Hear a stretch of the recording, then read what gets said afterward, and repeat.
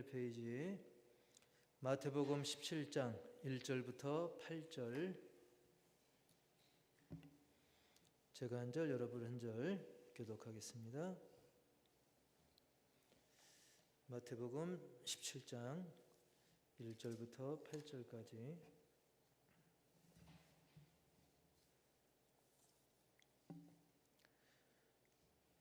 엿새 후에 예수께서 베드로와 야고보와 그 형제 요한을 내리시고 따로 높은 산에 올라가셨더니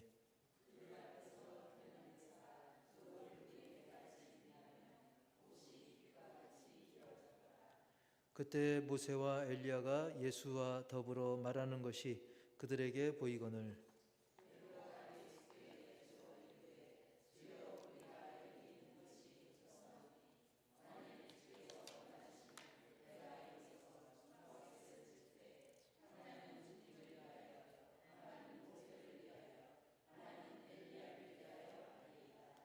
말할 때 호련히 빛난 구름이 그들을 덮으며 구름 속에서 소리가 나서 이르시되 이는 내 사랑하는 아들이요 내 기뻐하는 자니 너희는 그의 말을 들으라 하시는지라.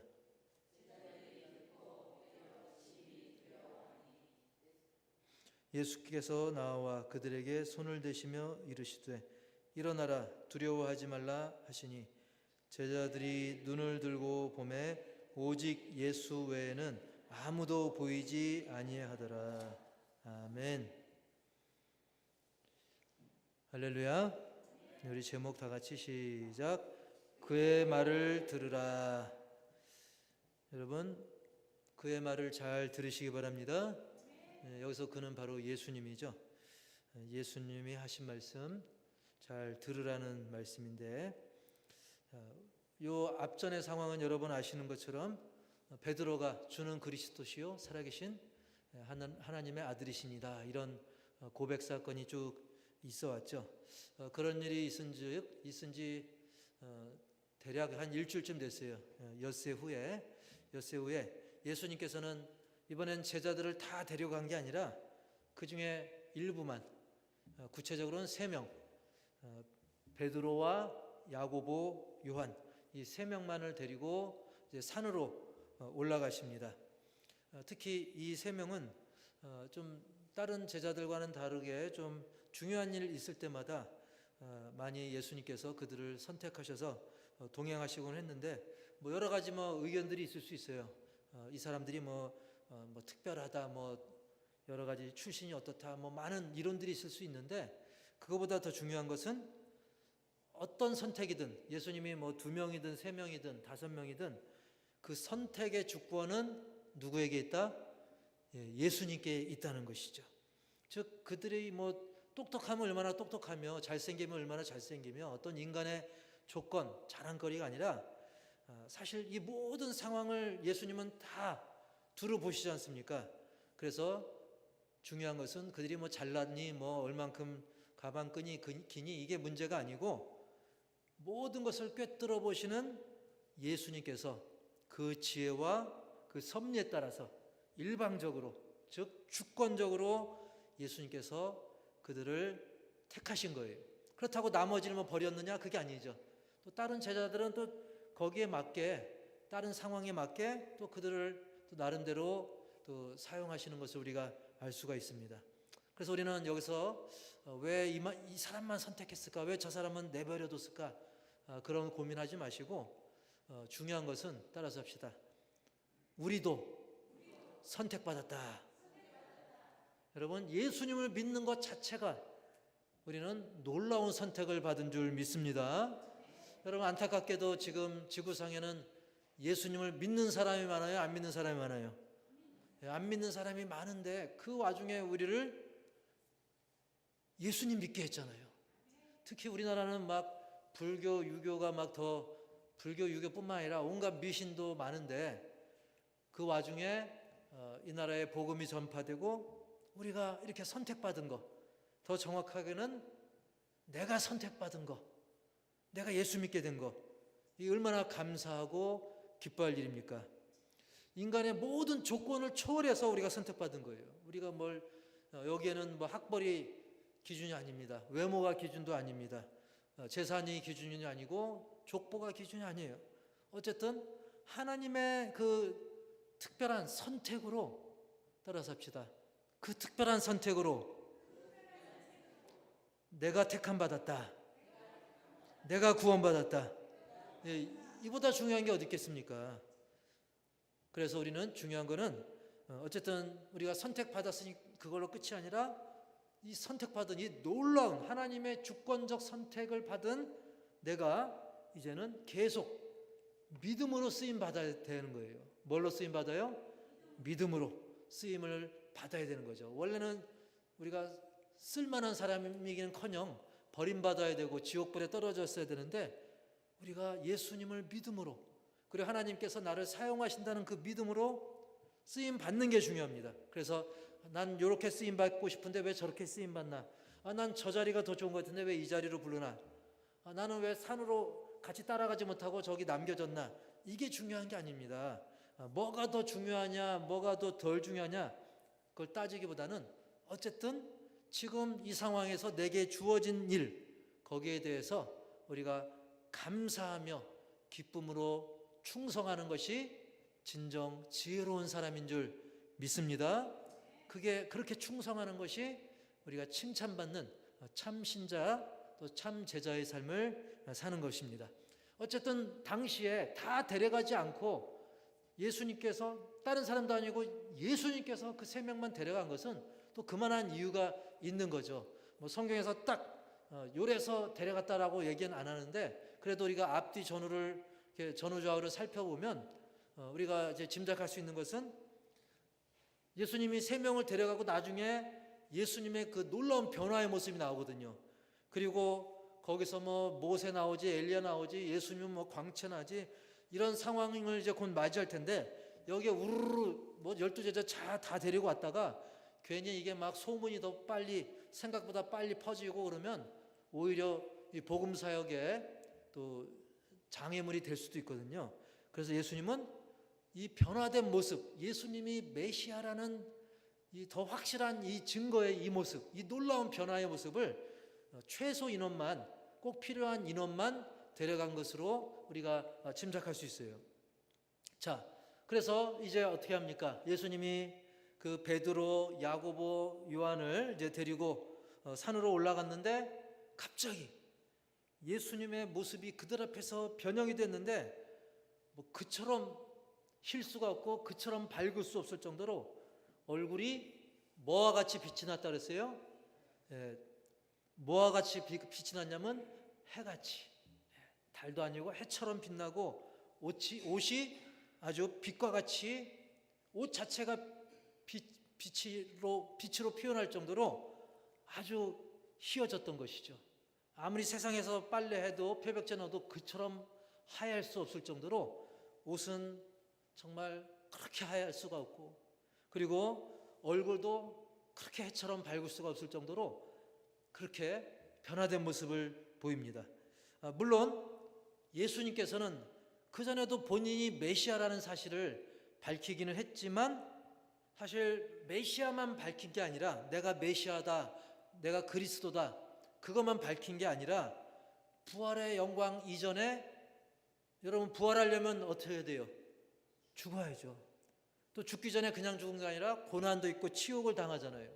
그런 것도 다 말씀하셨기 때문에 이 제자들이 예수님을 믿긴 믿어도 뭔가 막 어수선한 게 있었어요. 아직은 믿음이 좀 어설펐던 거예요. 야, 영광이래. 근데 메시아한테 잡힌다고? 메시아한테 죽는다고? 뭔가 좀 의심이 있을 수 있고 좀 어설픈 사람들이었어요. 그래서 예수님께서는 확실하게 일단 과거에도 구약시대 때도 증인이 한 2-3명 필요했거든요. 보통 증인이 필요해요. 그래서 제자들 중에 2-3명의 증인들 이 3사람을 데려갔는데 그 3사람이 이제 베드로, 야고보, 요한이었던 거죠. 그들에게 봐라, 내가 확실히 메시아다, 나는 메시아다, 그것을 제대로 예수님께서는 그 산에서 보여주신 것이죠. 근데 우리가 그 장면을 상상해 보면 여러분 상상이 됩니까? 정말 만약 우리가 그 제자라고 생각해 보세요. 예수님을 이제 졸졸 따라가서 이제 산에 올라갔는데 갑자기 예수님이 이렇게 막 형상이 변하는 거예요. 막 얼굴은 막 태양처럼, 옷은 아주 그 자체가 빛인 것처럼 찬란하게 빛나는 거예요. 여기까지만 봐도 어마어마한데 거기에 한술이 아니라 뭐 한 국자 더 떠가지고 완전히 그냥 예수님이 대화를 나누는데, 누구랑 대화를 나누냐면 그 누군가가 누구냐면 누구와 누구예요? 모세와 엘리야.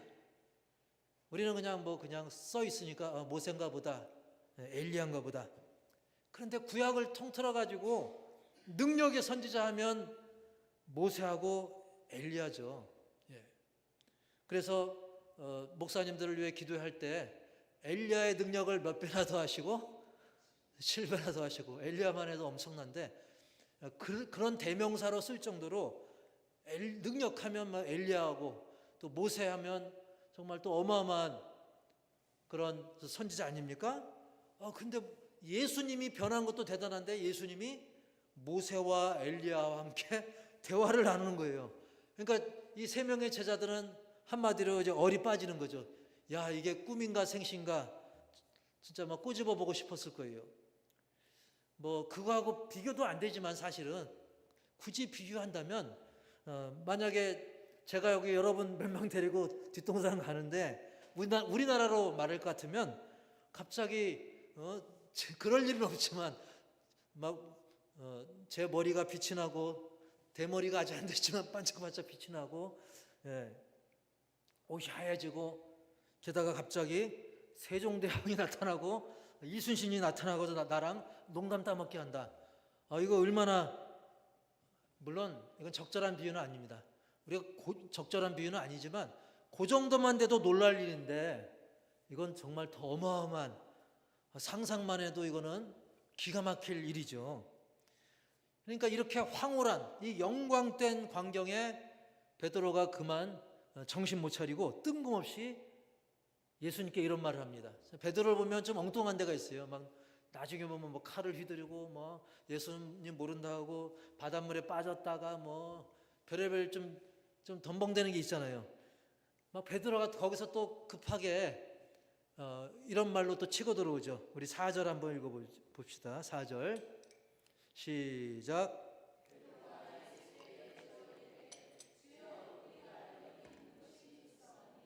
만일 주께서 원하시면 내가 여기서 초막 셋을 줍되 하나는 주님을 위하여, 하나는 모세를 위하여, 하나는 엘리야를 위하여 하리이다.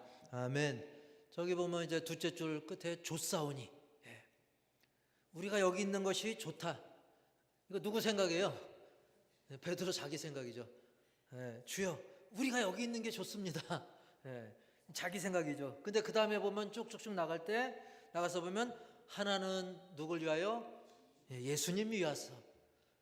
일단 우리가 좋다, 내가 좋다 해놓고 선심 쓰는 척, 주님을 위해서입니다. 그 다음에 누굴 위해서? 모세를 위해서. 아니, 모세가 왜 여기 땅에서 그렇게 살아야 돼요? 하늘나라에서 있어야지. 게다가 그 다음에 또 누굴 위하여? 엘리야를 위하여. 예수님 제가 신경 써드릴게요. 모세를 위해서도 대접해드리겠습니다. 엘리야 능력의 종 내가 대우해드리겠습니다. 하지만 사실은 우리가 여기 있는 게 좋사오니. 이 사람은 뭔가 이렇게 화려한 자리, 영광된 자리 좋아합니다. 마치 그 연말 그 시상식, 연예인들 연말에 그거 막 하잖아요.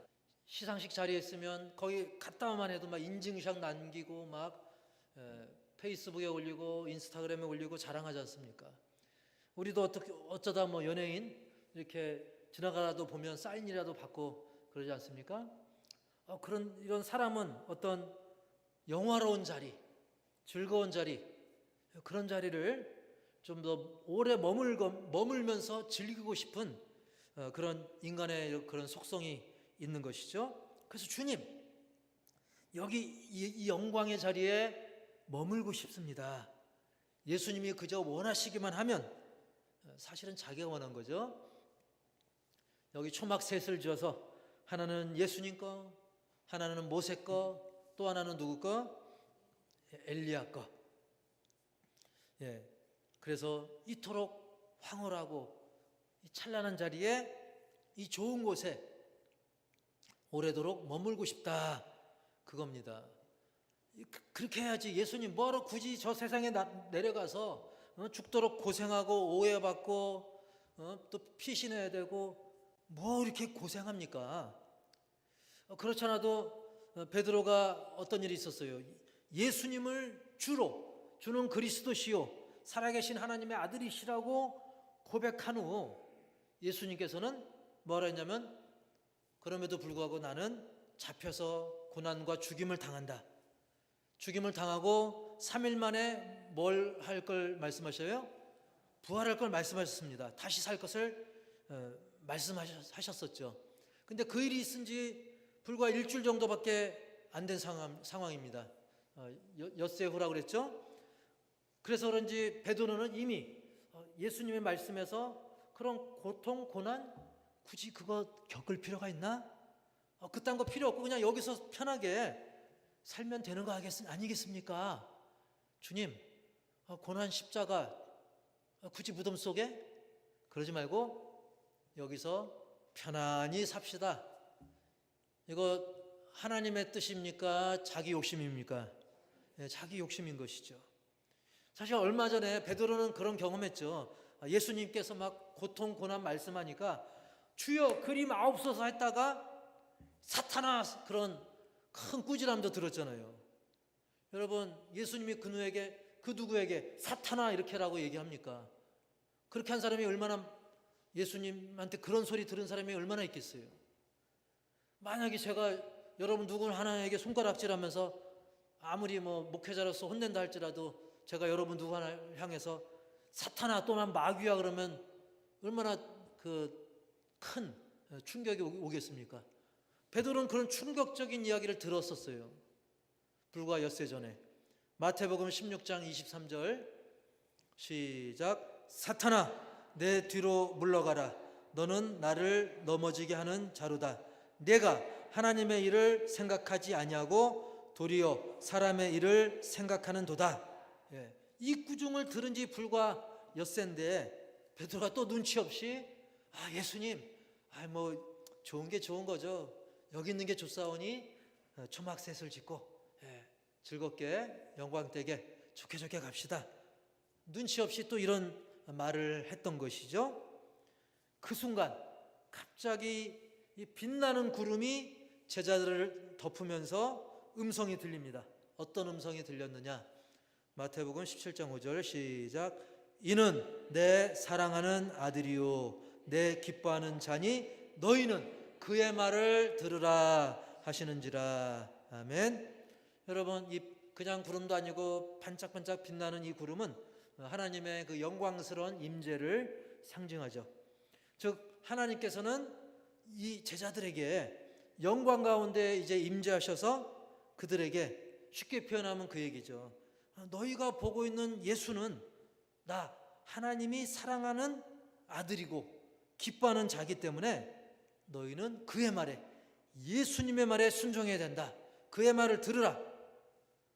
그냥 네가 원하는 거, 네 스스로 원하는 그런 거 주장하지 말고 오직 그의 말, 오직 예수님의 말씀에 순종해야 한다. 그래서 오늘 말씀 제목이 그의 말을 들으라인 것입니다. 따라서 합시다. 그의 말을 들으라. 예. 왜냐하면 예수님은 하나님의 아들이시요 하나님이 기뻐하시는 자요, 그리고 우리의 죄를 대속하실 메시아 그리스도시기 때문에 너희는 그의 말에 순종하라 라고 하나님께서 영광 중에 임재하셔서 말씀해 주신 것이죠. 사실 지금껏 베드로를 비롯해서 제자들이 예수님의 말씀을 완전히 불순종한 것까지는 아니지만 보면 어설프게, 아까도 말씀드린 것처럼 어설펐다는 거죠. 예수님을 따라다니고 같이 먹고 자고 고생도 했지만 예수님의 말씀을 제대로 마음 깊이 새기지 못했던 거예요. 예수님은 고난, 죽음도 말씀하셨지만 영광의 부활도 말씀하셨어요. 근데 그들은 영광의 부활은 그냥 대충 그냥 밥 말아 먹듯이 이렇게 하고 그저 고난, 십자가, 죽음 거기에 더 몰입돼 가지고 뭐 그럴 필요 있나, 그냥 세상의 왕으로 군림하셔서 잘 먹고 잘 살면 되지, 민족 해방시키면 되지. 많은 백성들과 함께 그런 생각들을 제자들도 하고 있었던 것이죠. 그래서 늘 마음에는 불평, 불만, 오해, 의심이 있었던 것이죠. 그래서 이제 이 위대한 선지자 모세와 엘리야가 그 영광 중에 예수님과 함께 있었던 이 놀라운 이 기적과 같은 광경 앞에서 영광 중에 하나님께서 음성으로 예수님은 하나님의 아들이다, 하나님이 기뻐하시는 아들이다, 이런 확실한 증거를 그들에게 보여주시고 또 귀로 들려주시고, 그러면서 너희는 이제 됐지? 예수님 말씀에 순종해. 그렇게 말씀을 하나님께서 해주신 거예요. 이 상황에서 제자들은 엎드려가지고 심히 두려워서 떨었던 거예요. 바꿔놓고 생각해 보세요. 그렇게 셋이 있는 광경만 해도 놀라운데, 이제는 하나님께서 그 빛나는 구름 중에 하나님이 임재하셔가지고 하나님이 그 음성을 들려준 거예요. 여러분, 구약성경 쭉 읽다 보면 하나님과 대면하면 죽는 겁니다. 그 완전 무결하신 영광의 하나님 앞에 우리 부족한 연약한 사람들이 그 앞에 하나님을 마주한다? 마치 조선시대 때 임금이 행차하면 백성들 고개 못 들고 그랬잖아요. 암행어사만 와도. 하물며 하나님이, 그 영광의 하나님이 임재하셨기 때문에 그들은 두려워 떨 수밖에 없는데 하나님께서 음성까지 또 들려주신 것이죠. 그래서 제자들이 아이고 큰일 났다, 찔리면서 이제 우린 죽었다, 그런 두려움이 그들을 엄습했을 것입니다. 그때 우리 인자하신 예수님께서 음성을 들려주십니다. 여러분, 우리가 힘들고 외로울 때, 괴로울 때, 착잡할 때 인자하신 주님의 음성을 듣길 축복합니다. 꼭 환청식으로, 실제로 목소리로가 아니라도 우리가 기도 중에 내가 묵상한 그 말씀이 떠올라고 생각나고 성령께서 그 주님의 음성을 듣게 하실 수 있기를 축원합니다. 그 예수님의 음성 7절에 뭐라고 그랬냐면 일어나라, 시작, 일어나라, 두려워하지 말라. 그들이 엎드렸을 때 예수님께서는 일어나라, 두려워하지 말라. 근데 사실 본문에 보면 그 앞에 뭐라고 하냐면 그들에게 손을 대시며 이르시되 일어나라, 두려워하지 말라 그랬어요. 예수님께서는 손까지 대주시면서 너무나 반갑고 따스한 주님의 목소리, 게다가 손까지, 그 체온이 느껴지는 그 손까지 딱 대주시면서 예수님께서는 일어나라, 두려워하지 말라. 그래서 눈을 들어보니까 방금 보았던 모세와 엘리야는 보여요, 안 보여요? 이젠 안 보이고 온데간데 없고 오직 누구만 보여요? 예수님만 계셨다라고 말씀하고 있어요. 오직 예수님만 남아서 그들은 예수님만 바라보게 되는 상황이었는 것입니다. 여러분, 사실은 모세 대단하죠, 엘리야 대단하죠. 그래도 따라서 합시다. 예수 한 분으로 충분하다. 주님 한 분만으로 나는 만족하네. 그런 찬양도 있지 않습니까? 그래서 그 어마어마한 모세, 어마어마한 엘리야, 그들보다 예수님이 내가 너와 함께 있다, 예수 한 분만으로 만족하시기를 축복합니다. 그러나 오늘날은 어떻습니까? 야, 어느 기도원, 어느 원장 용하더라. 야, 유튜브 어디 보니까 어느 교회, 어느 설교 대단하더라. 또 아무개 누가 어떻다더라. 그거보다는 예수 한 분으로, 오직 말씀으로 우리가 만족하고도 남는 것을 믿으시 바랍니다. 그래서 오늘 말씀을 통해서, 이 사건을 통해서 우리가 몇 가지 새겨보기 원하는데, 첫 번째로 1번 제목 시작. 예, 피하려고 하지 말라는 거 사실입니다. 물론 우리는 마귀의 시험, 유혹은 단호하게 거절하고 피해야 되겠죠. 우리가 사실 뭘 피하지 말라는 거냐면 세상 살 동안에 영광과 기쁨만 있으면 좋겠지만 그 변화산의 그 환상적인 모습처럼 그런 영광과 기쁨, 황홀한 일들, 우리가 예배 중에 느끼는 이 감사, 이 말씀의 이 단맛, 그것만 있으면 좋겠지만 우리가 세상에 나가면 세상은 여전히 죄악되고 오염이 되어 있지 않습니까?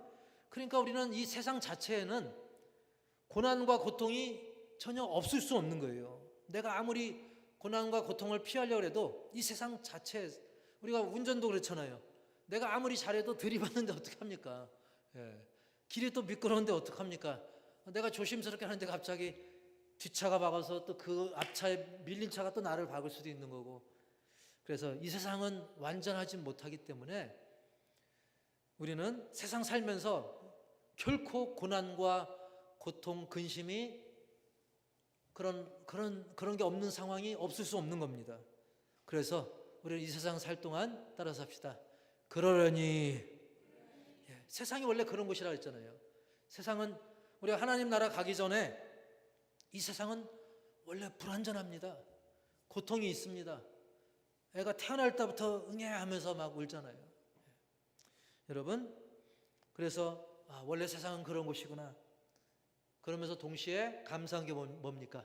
이 세상은 영원히 머물 곳은 아니라는 거예요. 우리가 이 세상은 영원히 머물 곳이 아니기 때문에 비록 고난과 고통이 있어도 잠깐뿐이고 우리는 영원한 그 사무할 하나님 나라가 우리를 위해 기다리고 있는 줄 믿습니다.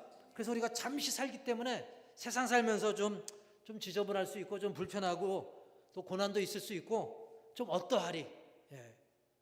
물론 우리가 일부러 더 고난을 일부러 당할 필요는 없지만 고통을 즐기라는 것도 아니고요. 어쨌든 우리는 이 세상은 내가 하고 싶은 것만 싹싹 골라서 할 수 있는 곳이 아닙니다. 우리가 신앙적인 차원 아니더라도 세상 사람들만 봐도 그렇잖아요. 그냥 살아도 예수 안 믿고 그냥 사는 사람들도 보면 그들에게 고난이 있어요, 없어요? 그들에게도 다 있어요. 또 잘 살면 잘 사는 대로 고난이 있어요. 국회의원 되고 재벌 되고 그들이 고난이 없어요? 그 위치에서 또 있어요. 또 비교를 해요. 가수들도 마찬가지고 탤런트들도 마찬가지고 다 그들 나름대로 어려움이 있어요. 심지어 대통령이 돼도 다 고난이 다 있습니다. 누가 돼도. 왜? 세상이 원래 그런 곳이기 때문에. 그래서 심지어 이 불신앙을 갖고 있는 그런 사람들도 고난을 피할 수 없는데 하물며 우리가 예수 믿고 살다 보면 우리는 이 세상이 기본적으로 가지고 있는 고난에다가 때로는 하나님이 어느 정도를 허락할지 모르지만 하나님께서 내게 허락하신 그 십자가를 져야 되는 그럴 상황도 마주하게 된다는 사실입니다. 물론 우리가 그 고난이 좋아서는 아닙니다. 마치 막 집에 불이 났는데 엄마가 어디 나갔다 와 보니까 집에 불이 나왔어요. 거기에 사랑하는 아이가 있어요. 그러면 그 엄마는 그 불 속에 뛰어들죠. 그 불이 좋아서가 아닙니다. 그 아이를 향한 사랑으로 불 속에라도 들어가지 않습니까?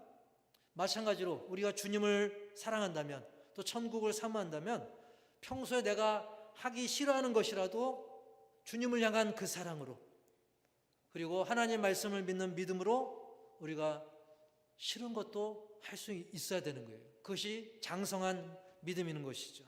물론 기왕이면 내 적성에 딱딱 맞는 것만 하면 좋겠지만 아이들이 그렇잖아요. 아이들이 자기가 원하는 반찬만 쏙쏙 골라 먹으면 부모님이 잘한다 그래요? 아니면 골고루 먹으라 그래요? 왜 그럴까요? 그 아이의 건강을 위해서. 그것처럼 마찬가지입니다.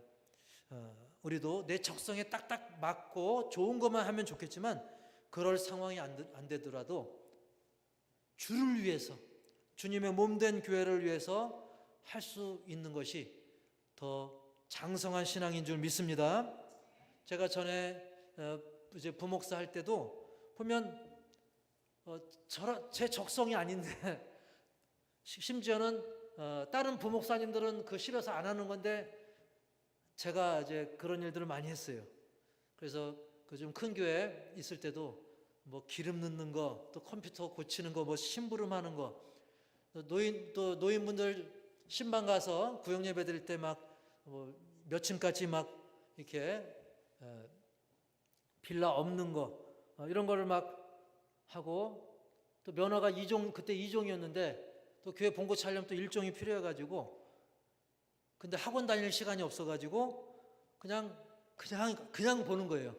그래가지고 무려 실기 주행을 실기 이론은 금방 붙었는데 무려 4번인가 떨어지고 5번째 붙었는가 그랬습니다.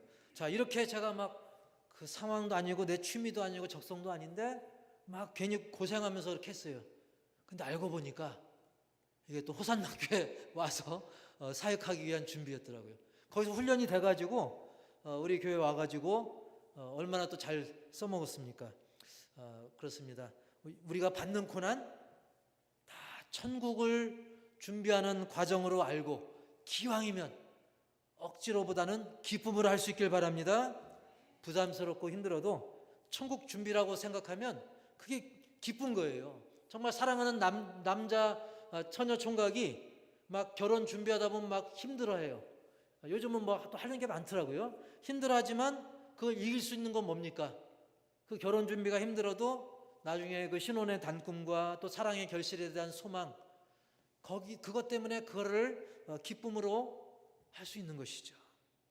우리는, 저와 여러분은 영적으로는 그리스도의 신부이기 때문에 힘든 상황도 거뜬히 믿음으로 이겨낼 수 있기를. 그래서 이 세상에서 좀 우리가 신앙생활하면서 어렵고 힘들다고 피하고 그냥 그 베드로가 얘기했던 것처럼 그냥 영광의 자리만 찾기보다는 좀 힘들어도 주를 위한 자리라면 마다하지 않기를 축복합니다. 두 번째로 제목 시작. 주님이 평안 주신다. 우리가 힘들고 괴롭고 그럴지라도 우리 주님께서 7절 시작. 예수께서 나와 그들에게 손을 대시며 이르시되 일어나라 두려워하지 말라 하시니. 아멘. 그때는 예수님이 제자들에게 손을 댔대. 그때는 못자국이 있었어요, 없었어요? 그때는 없었죠. 아직 십자가에서 못 박히기 전이니까. 근데 그 이후에 예수님은 십자가에 저와 여러분을 위해 못 박히신 줄 믿습니다. 그 예수님께서 보이지 않지만 못 박힌 손으로 우리의 심령을 어루어 만져주심을 믿습니다. 그게 임마누엘인 거죠. 하나님이 우리와 함께 하신다. 우리가 예수님의 이름으로 기도할 때, 주님을 의지할 때 주님은 우리를 어루만져 주시고 품에 안아주시는 거예요.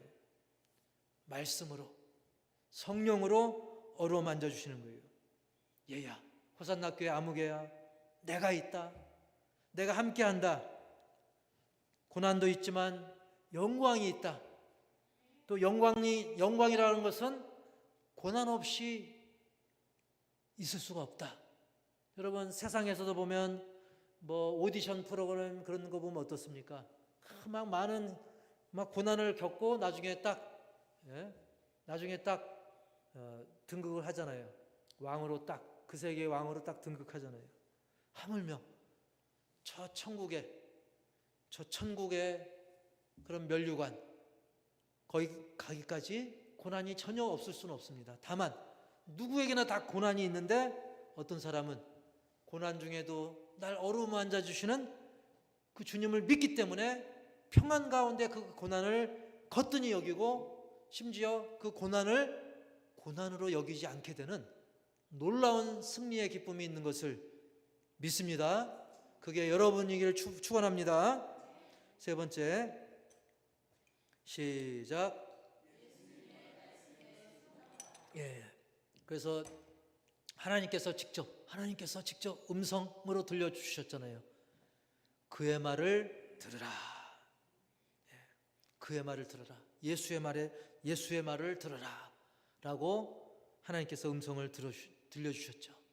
그런데 놀라운 거는 사람들은 왜 세상 사람들 말을 더 잘 듣습니까? 근데 안 믿는 사람들도 보면, 심지어 그 아이들 어릴 때 보면, 야, 옆집 아줌마가, 놀러 온 아줌마가 그런 얘기하죠. 야, 너 사실은 다리 밑에서 주워왔어. 이웃집 아줌마가 그런 얘기하면 그 아이들이 철들기 전에는 그게 진짜인 줄 알고 막 울잖아요. 여러분, 다리 밑에서 주워왔다는 이웃집 아줌마 말을 잘 들어야 돼요? 아니면 날 사랑하는 내 진짜 그 부모의 말을 잘 들어야 돼요? 그렇죠. 부모님 말씀 잘 들어야죠. 그런데 우리 믿음의 사람들은 때로는 막 세상에 막 이러쿵 저러쿵 하는 이야기, 그리고 여러 가지 오해의 이야기, 속닥거리는 이야기, 거기엔 이 사단의 교묘한 계략이 숨어 있죠. 때로는 부드럽게 속삭이는 사단의 소리, 때로는 막 무지막지하게 공포를 조장하는 사단의 협박, 그런 세상과 사탄의 소리보다는 우리는 우리를 어루만져 주시고 또 내가 당할 저주를 나를 대신해서 당해주신 그 예수님의 음성에 더 귀를 기울여야 될 줄 믿습니다. 그럼에도 불구하고 왜 날 위해 생명 바치신 주님의 그 음성에 귀를 안 기울이고 세상 사람들의 말에 우리가 왜 흔들립니까? 그래서 조금 전 그 그림에 보면 그 찬송이 있죠. 주 음성 외에는 참 기쁨 없도다. 우리 보이니까 딱 저만큼 불러볼까요? 시작. 주 음성 외에는 참 기쁨 없도다. 날 사랑하신 주 늘 계시옵소서. 여러분, 우리가 이렇게 찬송 불렀잖아요. 주 음성 외에는 참 기쁨 없도다. 굳이 예수님의 음성이 참 기쁨인데 그거 놔두고 세상 사람들 말 들어가면서 또 이러쿵저러쿵 헛소문 들어가면서 또 막 이렇게 말이 돌다 보면 또 이렇게 이게 말이 또 바뀌어요. 소문이 막 바뀌죠. 심지어 교회 안에서도 말이 몇 번 돌다 보면 이게 바뀝니다. 그거 듣고 왜 우리가 고민하고 괴로워하고 그럽니까? 주 음성 외에는 참 기쁨 없도다. 참 기쁨을, 주님의 음성을 너희는 들어라. 너희는 그의 말을 들으라. 제 말이에요? 하나님 말씀이에요? 하나님께서 그렇게 말씀하셨어요. 그런 찬양의 주인공이 되시기 바랍니다. 따라서 합시다. 너희는 그의 말을 들으라. 나는 예수님 말씀 잘 듣겠습니다. 할렐루야. 그런 우리 모두가 되길 주의 이름으로 축복합니다.